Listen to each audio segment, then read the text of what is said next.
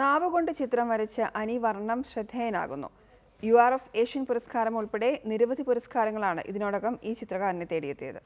16 വയസ്സ് മുതൽ നാവുകൊണ്ട് ചിത്രരചന തുടങ്ങിയ അനി 2000-ലെ കേരള സർക്കാരിന്റെ ഏറ്റവും മികച്ച ചിത്രകാരനുള്ള അവാർഡ്, 2010-ൽ ജപ്പാൻ പുരസ്കാരം, 2016-ലെ ഏഷ്യൻ URF അവാർഡ്, CBSE മികച്ച അധ്യാപകനുള്ള ദേശീയ അവാർഡ് 3 തവണയും ഈ കലാകാരൻ കരസ്ഥമാക്കി.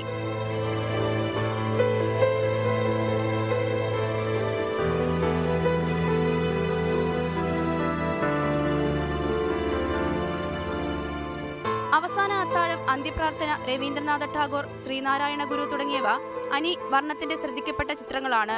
രാജേന്ദ്രന്റെ ശിക്ഷണത്തിൽ ചിത്രരചന പഠിച്ചു തുടങ്ങിയ അനി നാവുകൊണ്ടുള്ള ചിത്രരചനയ്ക്ക് പുറമെ കൈമുട്ടുകൾ, മൂക്ക്, 2 കൈകൾ കൊണ്ട് ഒരേ സമയം, 2 കാലുകൾ കൊണ്ട് ഒരേ സമയം, ഓടുന്ന ബൈക്കിലിരുന്ന ചിത്രരചന എന്നിവയിലും ഇതിനകം കഴിവ് തെളിയിച്ചു കഴിഞ്ഞു.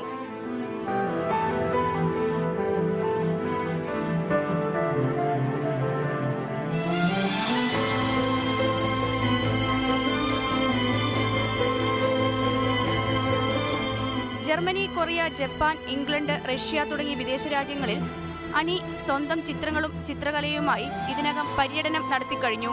കരുനാഗപ്പള്ളിയിലെ സ്വകാര്യ സ്കൂളിൽ ചിത്രകലാ അധ്യാപകനായ അനി കുട്ടികളെ ചിത്രരചന പഠിപ്പിക്കുന്നതിനായി വീട്ടിലും ഒരു ചിത്രവിദ്യാലയം നടത്തുന്നുണ്ട്. ഗോപു നീണ്ടകരയ്ക്കൊപ്പം റിപ്പോർട്ടർ, കൊല്ലം.